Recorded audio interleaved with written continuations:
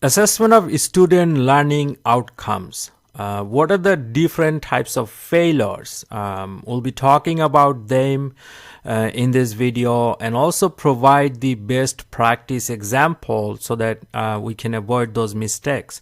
We review over hundreds of plans and reports in the assessment of student learning outcomes every year, and we see some common trends in there that we believe that the failure or to develop a sustainable assessment process, primarily because of two reasons: poor planning and education and training. However, we'll be explaining the all different types of categories of failure under these two major category, which we believe the poor planning and training and education. The failure starts with the plan, poor planning.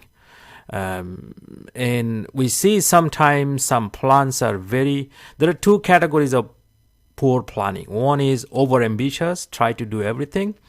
We see plans, those are trying to assess all learning outcomes, all curricular components, and then every year. It's most accreditation board, they follow about 5 to 6 year cycle, some goes up to 10-year cycle. So if you assess all learning outcomes within that 5-year cycle, they will be fine. So if you have 10 learning outcomes for a program, then you assess 2 per year and then try to hit all of them within that 5-year cycle using most of the major curricular components, primarily the upper level courses, the capstone senior design projects, and things like those. You really don't have to assess every single courses either. So have a practical plan so that the reason why you don't assess every year every learning outcome, because the idea of assessment is to find the strength and weaknesses of the program. If you find a weakness in a particular area, then you try to change something on that area and then implement those, tease them, or have lesson plans so that student can learn those areas where they're not doing well. And so changing that and implementing that and collecting data, it takes time, 2-3 years. So if you collect data on the same learning outcome on the same thing next year, it doesn't really make much sense. So it doesn't really change so frequently. So if you can hit each learning outcome at least once within the assessment cycle, most accreditation board will be just fine with that. The next type of plan is the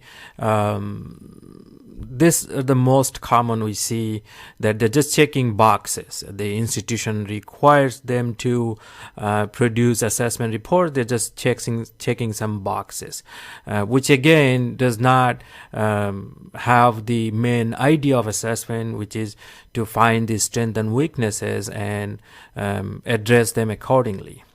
Now, because of poor planning, if it takes too much time from the faculty member or the instructor who is doing the assessment, and then if they see you're just checking another box, so if it's just checking another box, it's just extra time for them. So people will not buy into the process in this kind of situation. So having a good plan, reasonable plan is the key in developing a sustainable assessment process. We'll be talking more in the education area on how to develop a very reasonable plan. So for the second categories of failure, I think we believe because of the poor training and education. Now, you really don't go to a school to get a degree in Bachelor of Science in Assessment. Most of us, we are kind of assessment expert by trade, not necessarily by a formal education. So there is this lack of understanding of assessment in general. It's everywhere, from administrator to staff, faculty member. So and that's how the top level commitment is not there. It's not they don't want to do this, but the priority is different. So the instructor and the faculty members see that their work towards assessment is not as valued as they think the other stuff they do get valued. So they try to do something else using that time, not doing the assessment.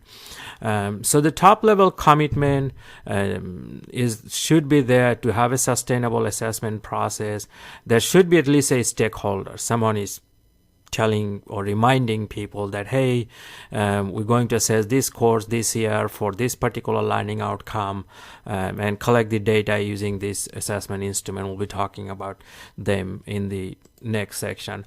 The use of assessment and other, this is probably worse than not doing the assessment, is there is this idea of, I have seen in faculty and in the staff or the instructor, that they sometimes feel that it might go against them, which is probably the disaster of idea that somehow the faculty and the instructor get. And this is probably that culture of top level commitment, how they view assessments, the purpose of assessment, and so on. So the lack of common understanding in assessment is probably the key in that contributes to the failure of assessment of student learning outcomes. Now, there are some minor things, such as what kind of assessment instrument do you use, direct versus indirect assessment instruments. They are recommended basically by any external accreditation. Use both type of instrument. We have produced video for direct and indirect assessment instrument, how to develop them and how to use them, and make part of your plan, so then you can distribute to the instructor who is collecting the data, and eventually you'll get quality data. Also, another thing we see very common in holistic versus analytic rubrics, there are many holistic rubrics used, such as course grade. So there is video on that, what's the difference between them and which one to use in assessment of student learning outcome. Also, the most common, probably the use of course grade to assess student learning outcome, which is really not the assessment of student learning outcome because it doesn't have any diagnostic value. So we have a video on that as well. We also see, this is very common, that some courses are taken by students from many different programs, and the assessment data is basically colluded with all kinds of programs data. So basically, to summarize, having a good plan, reasonable practical plan, and also have some common understanding, common language in terms of assessment is very important. I have examples from basically very good examples on assessment, best practice examples. So if you need some, you can email me. I can forward that to you from basically all discipline: engineering, science, arts, humanities, social science. I have multiple examples for quality assessment in all areas: assessment plan, assessment report, everything. So it's not really that rocket science. It's very simple.